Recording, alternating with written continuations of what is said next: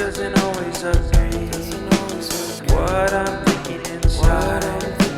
Think about it, your gut can lie. And when you're hungry but it hurts to eat, do you actually wanna die? No matter how bad it tastes, I want it. Here's a metaphor for my life. I'm eating McDonald's to get healthy. Tell me how that makes sense.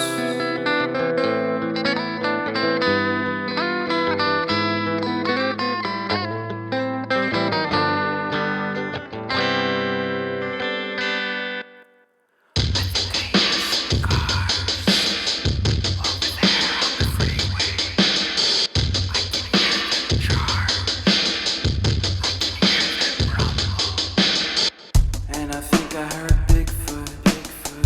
Did he run away? I don't know. I would have invited him in my